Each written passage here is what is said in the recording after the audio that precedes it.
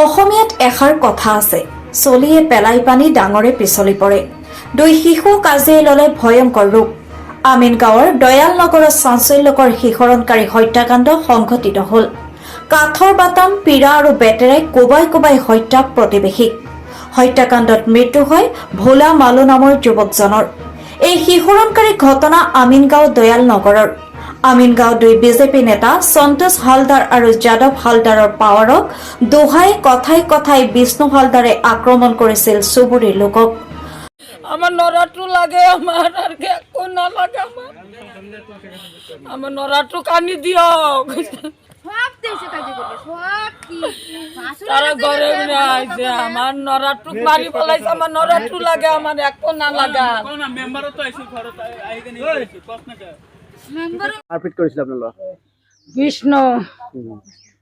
বিষ্ণুর বিষ্ণু ছোৱালী দুটা, নৰা এটা আছে, নৰাটো গোটেই বুড়ে মাৰিছে চাৰিটা মাৰিছে, ফিৰা দিয়া মাৰিছে। আর বিষ্ণু আনছিল বাটাম, আর একটা বুড়ি আনছিল ঢাল। তরোয়াল লইছে তরোয়াল লইছে আপনাকো মারিছে? আমাকে তার ঘরত গেছিল, আপনার মারিছে নাই?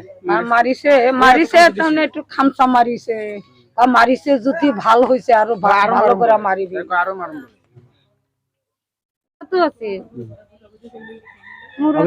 আপনি ঘৰত আছিল না নাই? মই তো ঘৰত নাছিলো, আহি কিনে চাওঁ তৰি লাগি গৈছে।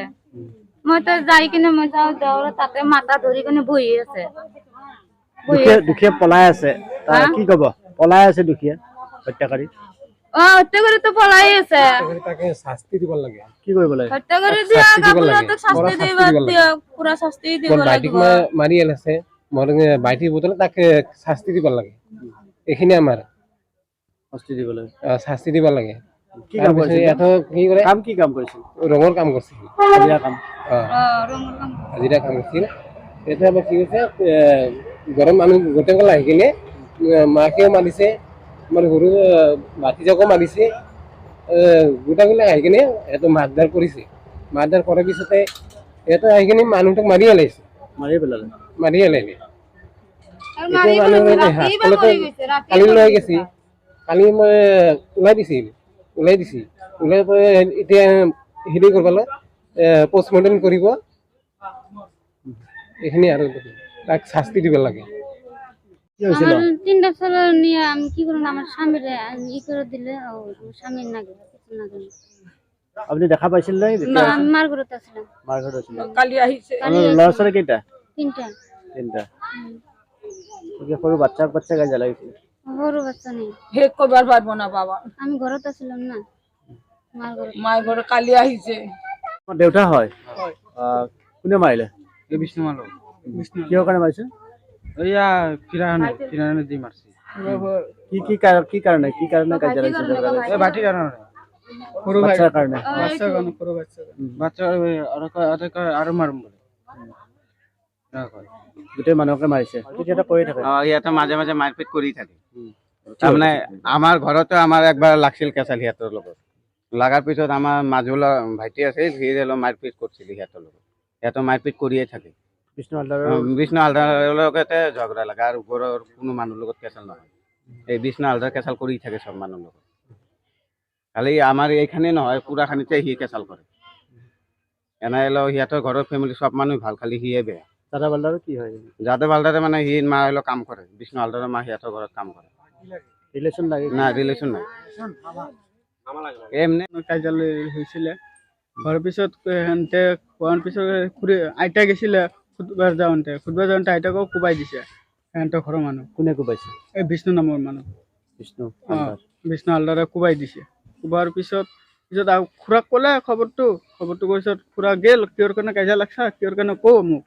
কোৱাৰ পিছত এই সিহঁতে কি কৈছে, আৰু উল্টা বাটাম চাটাম লৈ আহি কিনে কোবাইছে, ঘৰৰ ভিতৰত আহি কিনে মাৰিছে। এইখানি জায়গাতে ঘৰৰ ভিতৰত আহি কোবাইছে? ঘৰৰ ভিতৰত বাৰাণ্ডাৰত। কিমানজন মানুহ আহিছিল? সিহঁতে আহিছিল 5-6জন মান। মাৰপিট কৰিছে, মাথাত মাৰি দিছে, মূৰত বাটাম দি। আৰু কাক কোবাইছে? আইতাকক কোবাইছিল, এটা মাইকীজনী।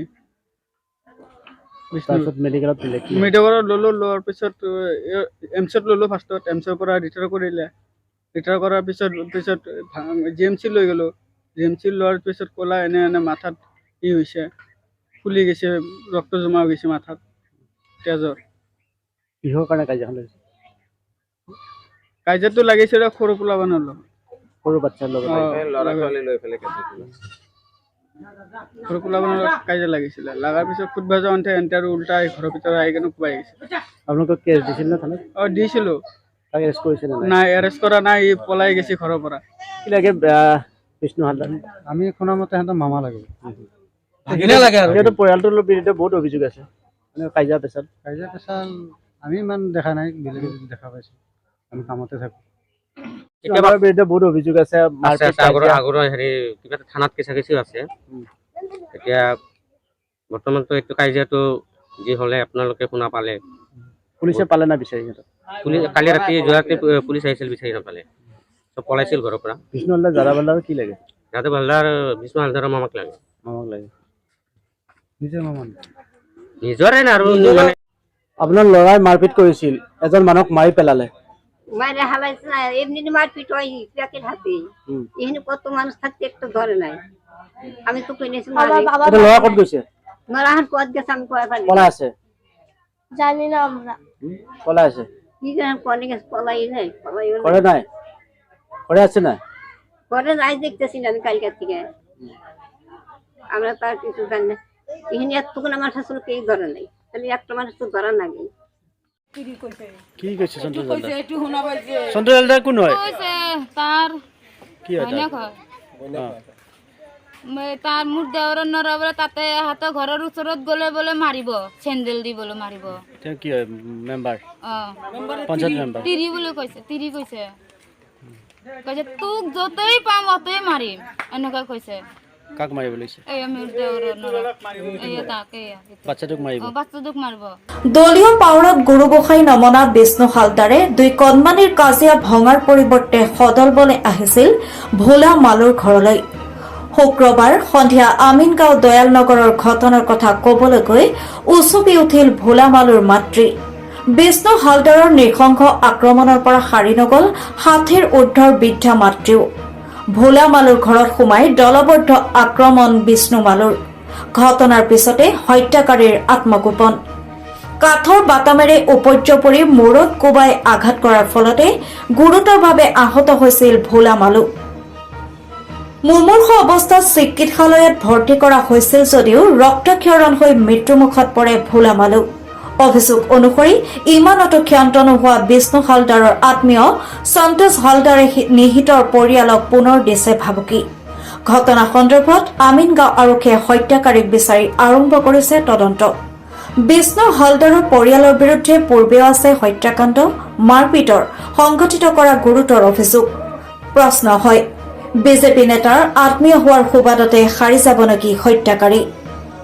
উত্তৰ গুৱাহাটীৰ পৰা অজিত চমুৱাৰ ৰিপৰ্ট, অপৰূপা টিভি। প্ৰিয় দৰ্শক, আপোনাক অপৰূপা টিভিৰ তৰফৰ পৰা বিনম্ৰভাৱে অনুৰোধ কৰিছোঁ, এই চেনেলটো আপুনি ছাবস্ক্ৰাইব, শ্বেয়াৰ, ফলোইং, লাইক আৰু কমেণ্ট কৰি লগতে কাষতে থকা বেল আইকনটো ক্লিক কৰি আমাক আপুনি সহায় কৰে যেন। আপোনাৰ এই সহায় সহযোগিতাই অপৰূপা টিভি চেনেলটোক জীয়াই ৰখাত বিশেষভাৱে সহায় কৰিব। যদি আপুনি অপৰূপা টিভি চেনেলটোক ফেচবুক, ইউটিউব বা ইনষ্টাগ্ৰামত সদায় চাব বিচাৰে, তেন্তে আপুনি এতিয়াই চেনেলটো ফলোইং, ছাবস্ক্ৰাইব আৰু লাইক কৰি ওচৰতে থকা বেল আইকনটো বজাই দিয়ক আৰু অপৰূপা টিভিক সদায় উপভোগ কৰক। আপোনালোকৰ মৰম আৰু আশীৰ্বাদে অপৰূপা টিভিক আগুৱাই যোৱাত যথেষ্ট সহায় কৰিব। আমি সদায় প্ৰতিশ্ৰুতিবদ্ধ, ৰাইজৰ পক্ষত থাকি ৰাইজৰ হকে আৰু সমাজৰ উন্নতিৰ হকে কাম কৰি যাম। বিশেষ জানিব লগা থাকিলে প্ৰিন্স কাশ্যপ, পৰিচালন সঞ্চালক তথা মুখ্য সম্পাদক অপৰূপা টিভি, মোবাইল নাম্বাৰ 8135819868 নম্বৰত যোগাযোগ কৰিব পাৰিব। ধন্যবাদ।